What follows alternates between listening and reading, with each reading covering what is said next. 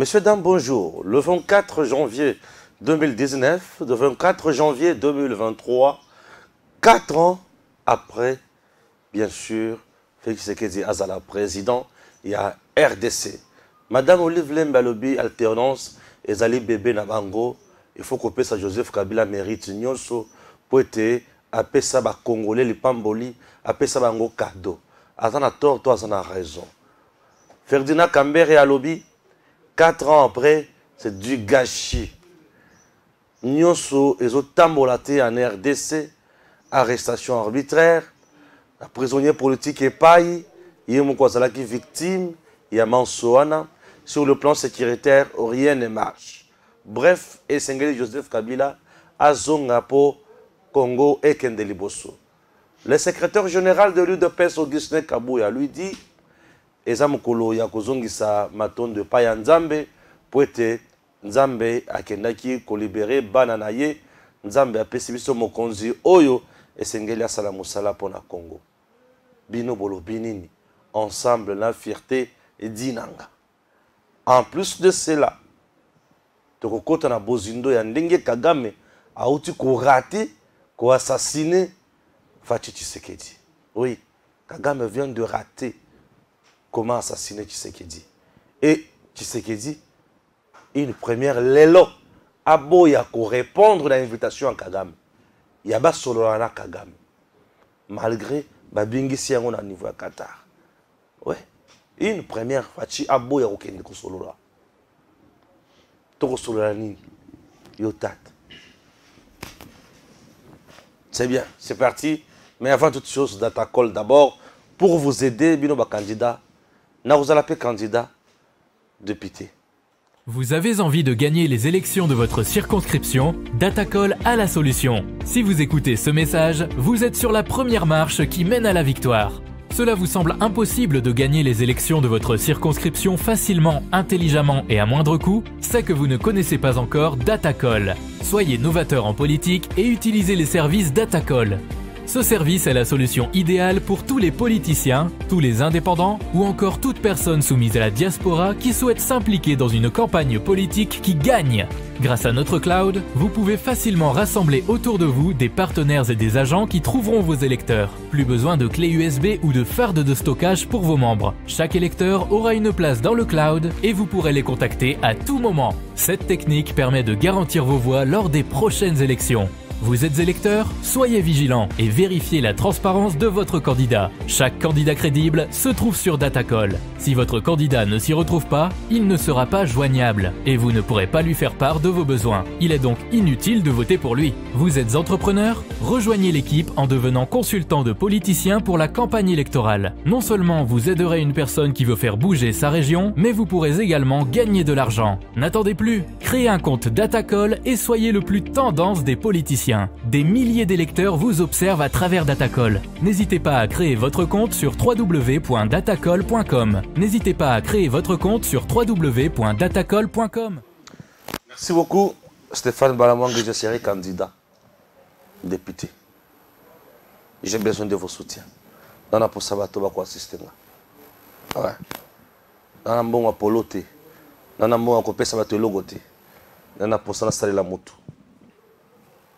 Tout ça, les limboka tamoulaï, tu vas comprendre. Nous avons besoin de nouvelle génération. Toi, on a pour ça, toi, ma vie, il y a sika. Pour tu vas comprendre que. Toi, on a besoin de dérouler le parlement, je me suis décidé que nous allons candidat. Alors, j'ai besoin de vos soutiens. Vraiment que Stéphane Balamangi a recommandé comment on peut marcher? C'est parti. Fierté Dinanga. Bonjour. Bonjour. Mon Mboka, Stéphane. Kimiezali. Kimiezali makasi. Eza lokola ndako ya papa na bino etangaka te. Pa ba voisin ezotanga. Yo lali pongi, voisin zolela. Kita toi ya kozala na mawa pona koloba ke bon papa. Zwa pe ba voisin wana ba ya kolala tango mbule koleka. Peut-être au groupe ça bango tol mibale misato batonga ndako na bango. Oyo biso toza ba umbu ya ba peuple ya bato ba olanda biso. Bana poto bana partout basengaki tozonga lisusu toye pour répondre à mituna ou déranger bateau. Pour te mettre au camp, bisous te le la vérité.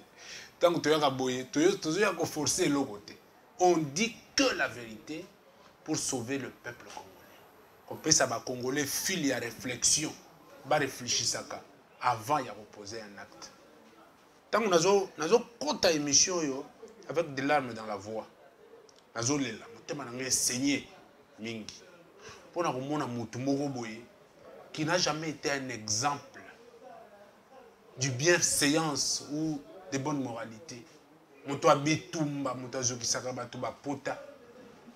Batu ya famille politique na ye. Apanzaka bango ba milangi bazoki pota bafundi bakangi boyena boye.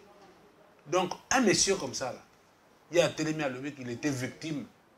Il y a une arrestation arbitraire dans le régime de Tshisekedi. Wana Ferdinand Kambere. Ferdinand Kambere. Ouais. Le régime il y a 4 ans après donc mawa plein. Na tuni bana poto na bana partout.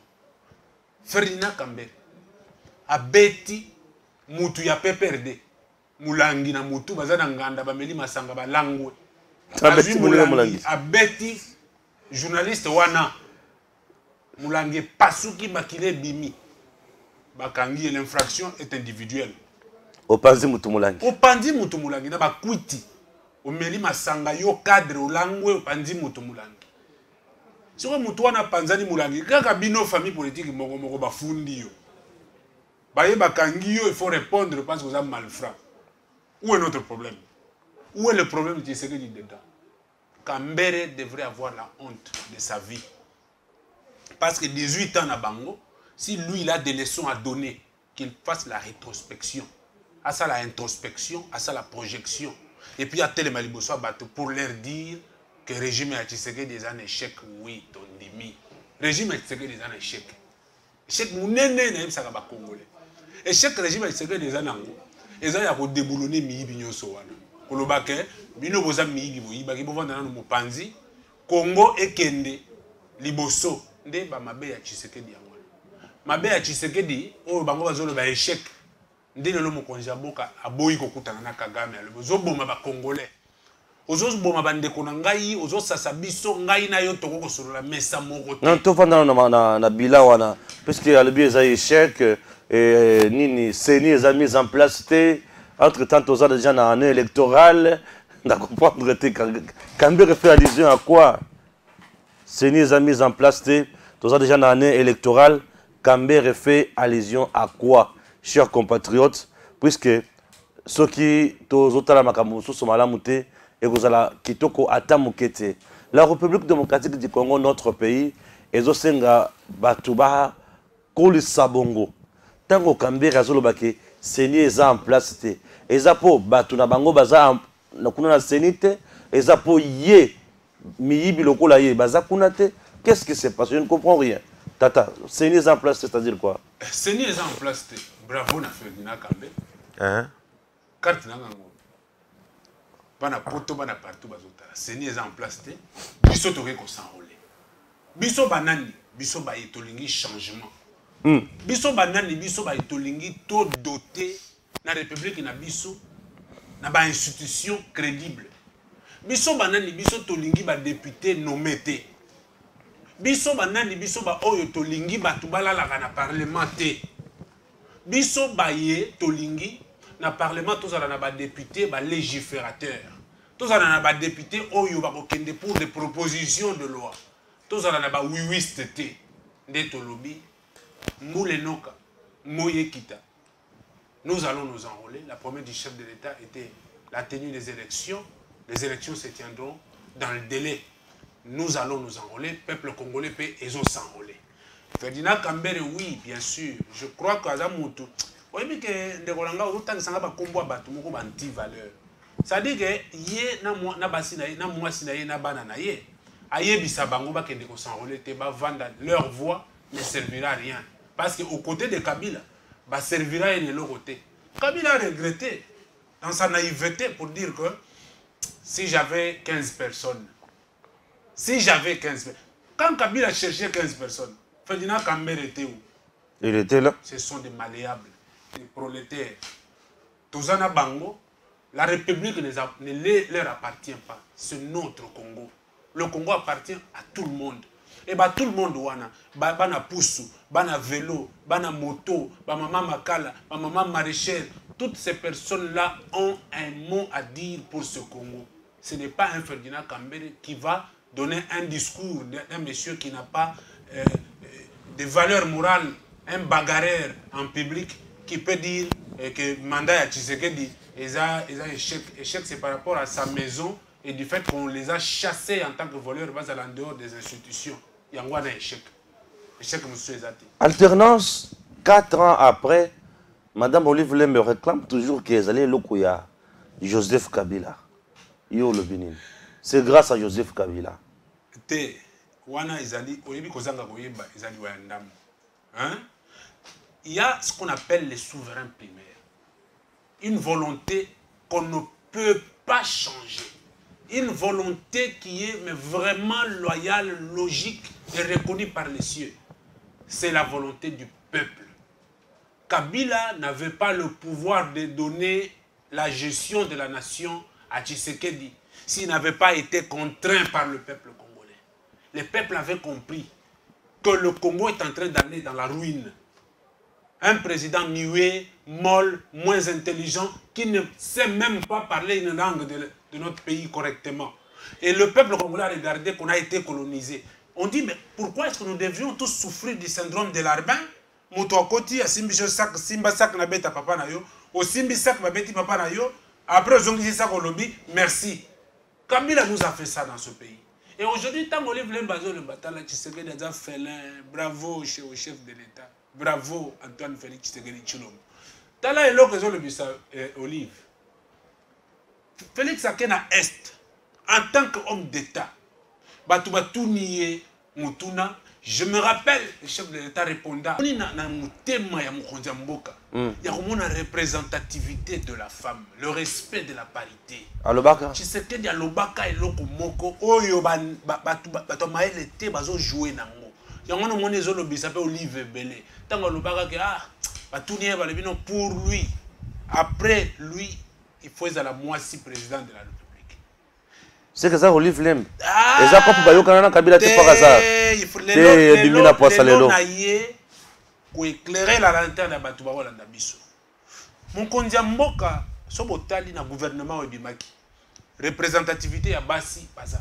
Bassi Bazé Belé na gouvernement. Yango wana ya lobaki que moi si na cuisine te ndenge babanda ko loba. La femme doit être aussi sur la table de décision. La femme doit discuter avec les hommes. Ndé a salaka projection que après lui il préfère que moi si comme président de la République. C'est Olive Moutou et Mati. Oh non, président de la République o baloba qui est pas fachi eza yé. Ndé omoni abandi ba sorti ya biso bilobela makambo belé te. Papa, chez nous, on dit que la cible revient toujours au lieu du crime. Biso toko lo batte que yo Olive, ba pesa yo pouvoir ou présente Nambogo, c'est Kabila qui est président. Yawana Zoloba, si elle se permet même, oui, quand le Congo vous accepte pour Olive à la congolaise, biso tolo bi ozande kona biso, mais il faut être du côté ya bande kona yo, tika ko mela biloko okende na ngambu ya bato oyo, parce que nyoko la peuple. Tant que Kabila a payé Tshisekedi pouvoir, mais le peuple congolais. Kabila a zoyer na Rwanda. Ce n'est pas Fierté Dinanga qui le dit. C'est le Parlement belge. Que nous sommes allés le ramasser au Rwanda, un sujet rwandais, et nous l'avons amené au Congo en pensant qu'on allait les manipuler. Ce n'est pas moi. Si vous avez na Rwanda, yo. Congo et Pessionio surtout. Les gens, tu te mouvoies d'avoir donné le pouvoir à Félix Tshisekedi. Non. C'est un problème. Il y a un syndrome de l'Arbin dans les chefs de toutes ces personnes. Les gens, tous bengango makelele ya simamutuka. Pourquoi? Parce qu'au-delà, il va makelele les bazos sales. Mais le Congo avance. Ah, le Congo avance. Ah, le Congo avance. C'est la toute première fois dans l'histoire du monde que le Congo, depuis que le Congo a existé, depuis 1885, parce que c'est ça, la plupart des gens ne savent pas. Le Congo a existé depuis 1885. Alors, depuis cette époque-là, c'est l'époque où le Congolais s'est tergiversé pour pouvoir se positionner jusqu'en 1960, on a eu l'indépendance. Mais les lobes, tu vas comprendre que c'est la première fois dans l'histoire du Congo qu'un président congolais, ou zaïrois, ou qu'est-ce que vous voulez, président congolais, vende de l'or à une autre nation d'une manière légale. Officielle. Officielle et légale. Waouh. Ça, c'est au travers Antoine Félix Tshisekedi Tshilombo, coup de chapeau. Et au-delà, il y a une volonté de pouvoir transformer nos minéraux ici. Voilà le pourquoi de l'appui de la Sokimo, pour que nous puissions transformer nos matières premières ici et les vendre à qui on veut et à un prix fixé par nous-mêmes. Ça, c'est une fierté, c'est un plaisir pour notre République. Si vous voulez, les démons, pouvoir à Tshisekedi, 4 ans, échec, tondimi. Tondimi, Tshisekedi Félix Osali, échec, mounene makasi. Échec à Liboso, Ezapo, Obengani Bandongonomisu. Échec à Mibale, Ezapo, moi, il collaborer dans Kabila, Nege Batomano, Kanisake Kabila, Moutanomayo, on dit Magaye, Mouna, à tout moment. Échec à Liboso. Yami Bale, Yami Sato, Ezak, Makambonio, Soyozo Sala, Ezotambola Kaka. Redonner la valeur au peuple congolais. Lélo, est-ce que vous savez qu'il y avait en tant que il fallait que ça, ma propre président Tshisekedi, a que de na Kagame, na Qatar. Oui, na niveau Qatar. Ah, mon Konzamboka, c'est la toute première fois. Oh, il va boyer la Kokuta, na Kagame, il va solo là. Félix Tshisekedi a lobby, on va parler de quoi? De quoi? Tandis que moi, je ne me sens pas faible d'un coin. Je travaille bien, la diplomatie est anticipative. Je travaille très bien pour Namboka Nangai. Le principe du bien-être universel, vivre pour les autres. Tshisekedi vit pour le Congo. À Boyi. Finalement, vous voulez quoi?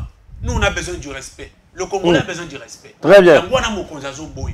Tala, pour une petite histoire.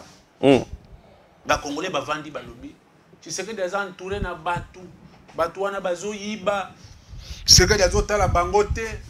Mais la gestion de l'État doit porter une âme d'État. La gestion de l'État n'est pas émotionnelle. Seulement parce qu'il faut qu'on a eu mais quand tu les chasses, quel est le danger qui peut venir? Comment est-ce que tu te protèges? Et tout ça, c'est un microcosme très difficile. Il faut que Félix Tshisekedi pour réussir. Les Rwandais ont déclaré eux-mêmes que depuis que Tshisekedi a vendu de l'or, la crise économique au Rwanda. Oh. Ah oui. Depuis que Tshisekedi a vendu de l'or. Tshisekedi a vendu de l'or officiellement. Crise économique totale au Rwanda. Oh Seigneur Marie-Joseph. Et ça, c'est votre lobby, oui. Il faut bien sentir que c'est nous qui avons la plus grande production. C'est notre Congo, c'est notre richesse. Ouais. C'est nos minéraux. On ne peut pas vous laisser, vous produire. Le Rwanda produit quoi? Tant que Bissele, la télémia, carnet d'adresse. Moi, je réponds au peuple congolais. Before tout puissant, tu sais que y a pion ya Rwanda, pion ya Boy. Mais c'est notre Congo, c'est notre parcelle. Quand tu sais qu'il a trouvé opportun de pouvoir mettre hors état de nuire, il faut. Je pense, comme faible. Je pense qu'à Makala. Oui, Babunda qui a Kaboun Jouana. Kabunda le bio qu'on vend dans un pavillon où tu étais dans un pavillon un peu panier. Je pense que Makala n'est pas là. Il est là. Si on répond au peuple congolais pour leur dire ceci.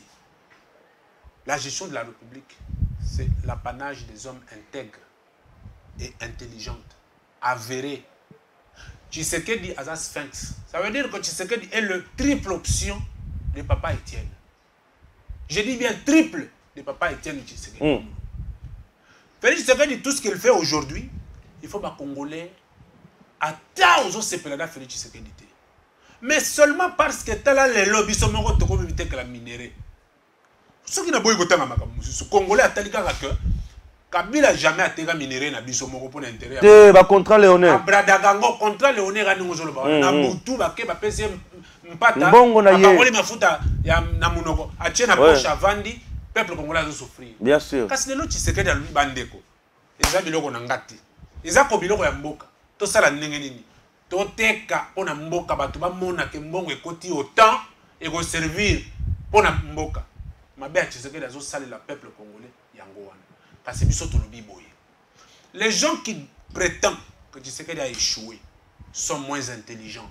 Très moins intelligents, excusez-moi. Ah. Bazana ba bongo ya moano. Non, non, non, non, non, non. Bateau bazolo ba Tshisekedi déjà échoué, baza mayele te. Je m'explique. Bongo ya moano. Bateau bazolo ba Tshisekedi a échoué. Oui, oui, oui. Bazana bongo ya moano. Conscient intellectuel moins zéro. Moins zéro. Ah, ah, ah. En dessous de la moyenne. Comment ça? J'explique. Bande konangai. Bino ko sali 18 ans na mboko yo. Voilà. 18 ans, il y a passi, il y a torture. 18 ans, il y a bakambere, banyonga rabino. Bachadari, bamouilani, ba tout puissant dans mboko yo. Lelo, moutoyer. Pour 4 ans. Ba prison nyo sa mike elimwe. Pour 4 ans, ba prisonnier bakanga ka epa Kabila pour na ko maintenir le pouvoir na ye. Babimi. Te Kambere lobi bakanga qui est victime ya régime Nabino. Ferdinand Kambere, passez-moi les termes, je peux l'appeler comment? Quand il boit, il frappe les gens, il blesse les gens. Ce n'est pas mon problème. Amela qui poazo qui samuninga. Oui, bazana nganda na bar bameli qui ndeko na bango abeti muninga ne mulangi. Ola Kambere. La famille politique na ye. Ce n'est pas possible. Abeti ye mulangi mutuazoki. Mutuana ya PPRD. Ake kofunda ye bakangi. Problème à Tshisekedi des awana.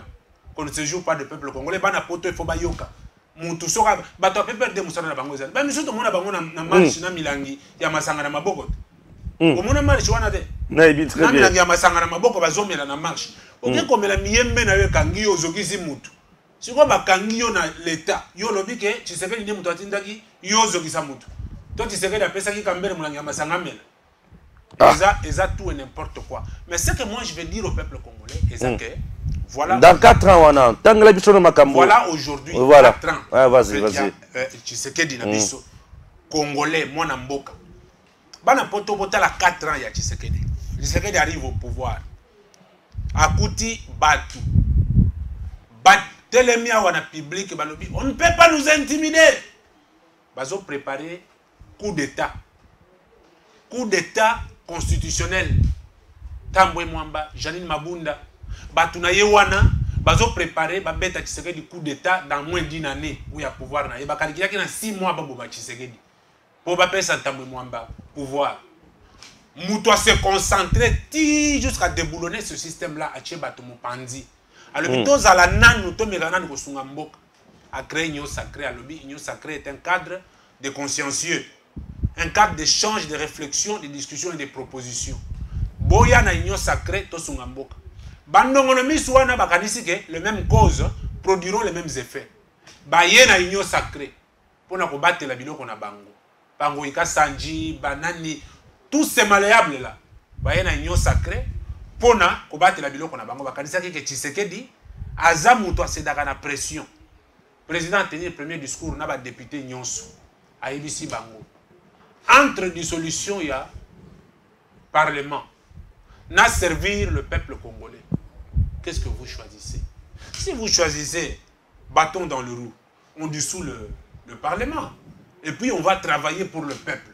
Si vous voulez garder et travailler pour le peuple, faites un choix. Les consciencieux au sein de l'union sacrée va comprendre qu'il va dire mon candidat a raison. Tout ça la ligne. Tout sunga. Peuple. Quand on a têtu, on a mis sur Mibio, on a mis sur Mboko. On a député, on a mis dans le parlement. Oh, il y a parlement, il faut tout invalider. On invalider selon les règles. Il y a palais du peuple. On invalider on va mettre un créneau. On Tshisekedi mabe. On va dire chez eux, Tshisekedi mutapé, ça qui est dans le parlement pour ça le peuple. Les débats infernales. Tout le monde, il faut tout le monde sera positif. Il y a fait Tshisekedi. Les lots, Congo Mobimba, les autres Tongaba, ndenge tout le monde en Afrique du Sud. Le monde a ça va au Tonga na Boutout. Ma boulot est quelque part na Boutou, va Tongi na Moï, boye beaucoup de Batsalaki. Et ça, c'est la politique du chef de l'État. Ote basala na Moï, embouteillage, kuna basate. Tshisekedi travaille la nuit. Batongi na Tongo boye boleki na nzele za malamu. Les lots, tozolo banayo. Tshisekedi est en train de réactiver ma barrage. Il y a Mike Otoyebi na mboka na biso awa. Baza na kati ko travailler pour ba recoin ezo courant. Ba to ba ko souder ba sala ba œuvre na bango ba fonctionner. Ça, c'est une autre paire de manches. On parlait de l'armée. L'armée, c'est le cœur du développement d'une nation. Ce qui est armé, c'est Mabé, Bokende Libosote. Félix Tshisekedi a banni ça le repensement de l'armée. Les lots, vous pouvez tout dire, mais tout la musique y a ça. Ils sont dénichés, tout la musique. Mais c'est ça la fierté d'une république. C'est comme, je dis au peuple congolais, moi je ne ferai pas partie de ceux qui regretteront Félix Tshisekedi. Je l'accompagne. Les lots, toqué de gauche, toqué de droite. On peut mettre en internet les lots. Fichier de paye, il y a des enseignants congolais. On met kaka, on met en internet. Et bimi. Fichier de paye, il y a des enseignants congolais. Et bimi. Au beti, na zoloba, au moni, na sekopé, au moni ndenge bazot la kisa, enseignant tel, la futamaka combien, na date tel, na boy. Le département tel, bilo konyo soit Tshisekedi Tiango en ligne. Pour mutuaya koko sa muninga te. Ah ouais. Oyiba mongo ya batute. Ah ouais. Et ça en ligne. Les lones tozolo baboy, mise en retraite, banda Congo et banda. Muto kenda retraite ka yemoko akufi pe mutu ba taliete. Mbongo pe na ye komona na te. Ah, Kabila yokoli batla bogoyi. Lo bande kona ngai ata bogoyi ya Tshisekedi. Bato bazo kende retraite na mbongo. Atako bato bazolo bakeza muke. Tango zo kende retraite ba peso $2500. Ba pesi yo congélateur. Ba pesi yo télévision. OK retraite. 2500 na yo wana. Mino epola na munoko vide. Yo lingini ni mwana poto. Zala na mino epola yaya. Yo mino epola na muto za na munoko vide. Oza na mino te. Yo lingini. Yaya mino epola kulia Tamson. Tala pouvoir à Tshisekedi yango wana, pouvoir à transformation, pouvoir à proximité, pouvoir à bien-être universel. Tshisekedi travaille pour le peuple congolais. Les lots zolo ba veuve militaire na Congo. Yo bon ça journaliste d'investigation. Tena yebi makambo so. Ezali o Kabila vana na veuve militaire aliana bango apesa bango bambong. Bimisango total. Salaire ya militaire n'époque à Kabila ezalaka combien? Les lois za combien? Bana poto, bozana bande kona bino ba soda. Po benga bango botuna bango bolo fierté dina ngaya ka koloba te ngana zolo bakaka makambo ezo exister. Botuna bande kona bino ba koyebisa bino. Siko lelo moni congolais motema mabe, azo kende ko se rallier. Aujourd'hui, je vais dire aux Congolais bayeba. La plupart des gens qui ont été autour de Kabila et qui ont détruit le peuple congolais ont toujours des origines douteuses. Tanganan. Dinanga. Nzambe na ngai batela mwana mbali o Stéphane Balamongi. Tenazolo baboy. Nazana bana posa papa. Nazolo Nzambe batela nga. Na bandeli. Tango nyonso. Pesika nyonso. Mbalamongi. Pona ko sauver Congo. Ceux qui ont bangi Congo ekufi. Ya tokobanga nani? Mourir Oloto na Marie-Paul. Vivre dans les malheurs, c'est mourir tout le jour. Mais nous sommes dans la route. Tanga batu oyo bazalaki pembeni ya Kabila avec des origines nini? Douteuses. Des nationalités douteuses. Seigneur Marie-Joseph. Mutu avanda kaka boye. Bon, botu et pas banani milani ezaka. Pas banani. Mais comment nazo ba pe bien te. Koko tsana makambo batu. Nazo ba pas na wapi. Et pas nebi milani, pas na bango ezaka. Nebi mulanya. Oyeba ka pana bango. Tena ebite. Ça veut dire mais na yoka ka sa mutu asili kivu to. Omoni côté toujours kende. Soki ba continuer ndenge ba osala wana. Ba toko dénicher mutu se pa ina bango et puis ba kozonga pa ina bango. Tanga nanu. C'est notre Congo. Nani otangi otuni nani? Na tunio ne mi mwilani yeba ka pana bango. Na ebite. Nani sus? Nyarugabu yeba ka pana bango. Nyarugabu. Tila ebite. Rubero yeba ka pana bango. Yangwana na lobi. Zela. Ngaye. Ozo de maya shorts. Yangwana na zo tuna. Zela makambo yo. Makambo kusuka wate. Ozo belle maya short. Nzambe. Nazana. Consultez aussi short na biso sur Edem TV officiel. Beaucoup côté ba short. Beaucoup mon rappel 1 minute. Ça nous fait du bien na short na biso. Papa. nazotuna mutuna bandela siko toyo katolika nga nazotuna bacongolais bato nyonso banturaka Kabila ebele bazalaka na confiance na ye bazalaki na nationalité douteuse bato wana ne moto banyokoli peuple congolais les inamovibles moto ali boso nani Nehemi Mulanya epa na bango eza utabi bale Azarias Robert epa na bango eza mutami sata Nyarugabu epa na bango eza wapi des nani éléments mususu tamo mwambe epa na bango eza wapi Alexis tamo mwambe nazotuna yo neti ntambo mwambe epa na bango eza là-bas nayiba te yango tozoloba boye bato balataka bakombo mpona koya kosakana na peuple congolais peuple aotala bango. Est-ce que vous savez que ce monsieur Abouma avion n'a plus de Congolais na kati bakufa ba Congolais belé tambwe mwambe. Est-ce que bato modèle wana nous ne pouvons pas susciter par rapport à monsieur Salemaka na mboko po bakanga bango. Ah Félix on est comme un chasse à l'homme. Félix Tshisekedi non nous devons ça sera une chasse pédagogique. Ça sera une chasse pédagogique. Il faut bakanga bato belé ya modèle wana ba Congolais bakufa po na tambwe mwambe. Après ça ordre ba bêta avion et bêta ma bato bakufa na kati. Seulement vous là héros bozo ya juste pour na ko pesa biso leçon exacte. Ce que nous disons au peuple congolais c'est quoi? Mobali ya maman kombo na ye papa.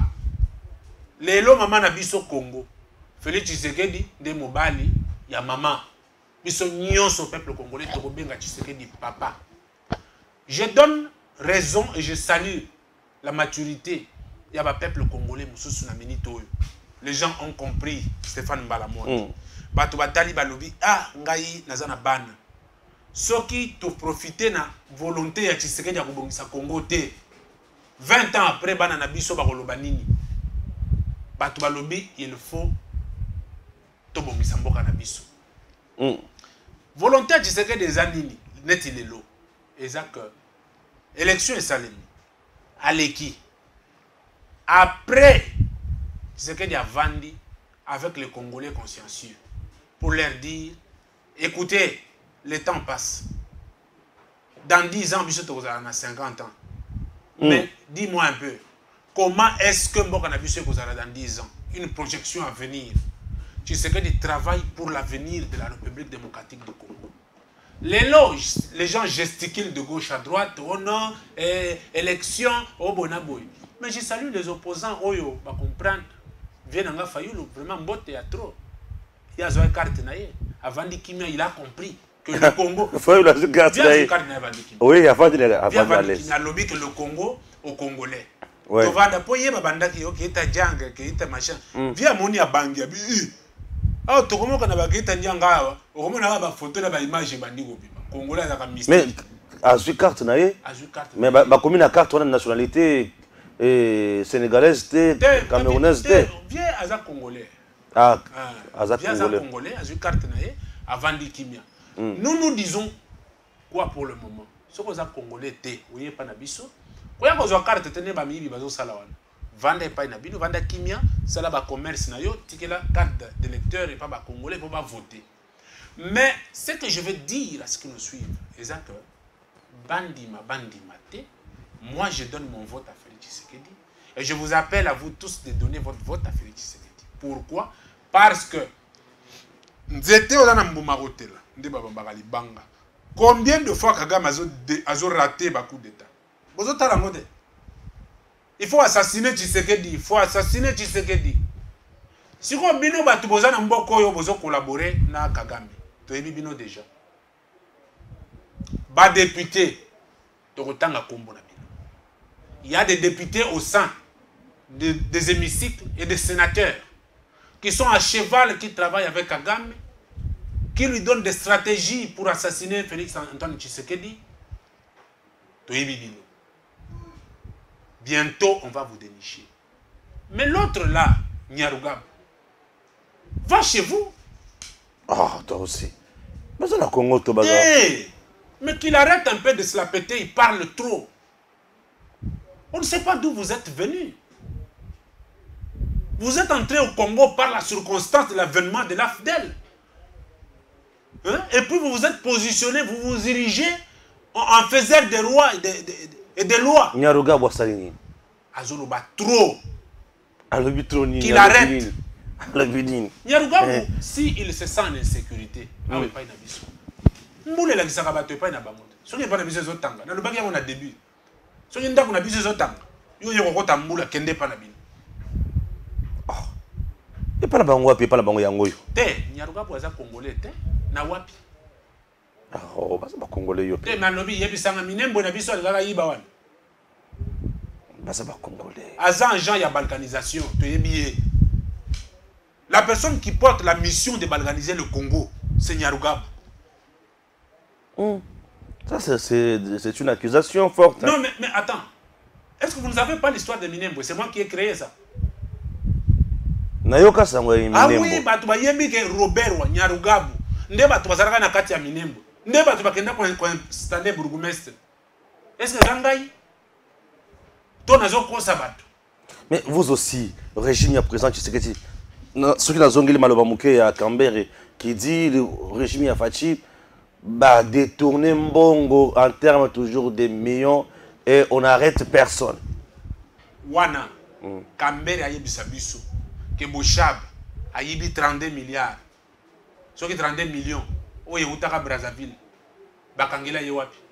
Non mais Bochab, bah Samba, à Longa. À Samba te, a détourné, a nommé ye, ba longole na poste, ba pese poste mususu na mboko yo.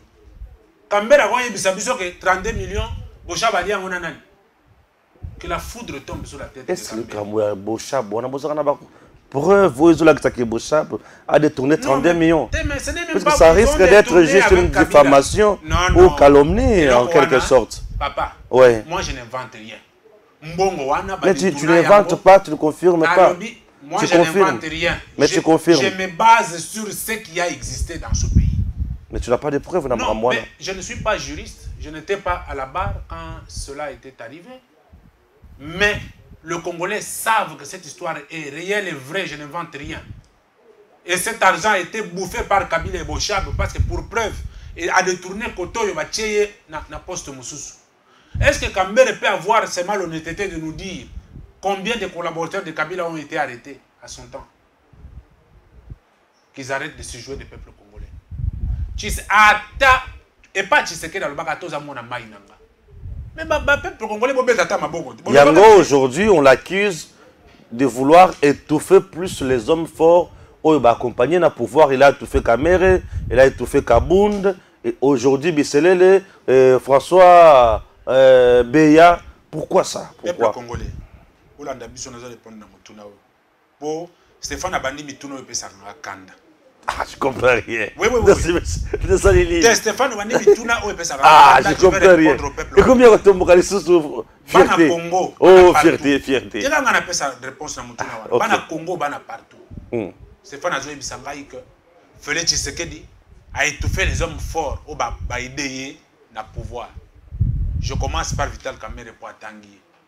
Que représente Vital Kamerhe sur le peuple congolais? Servir le peuple congolais et servir les individus. Qu'est-ce que vous choisissez? On peut s'en avoir une réponse.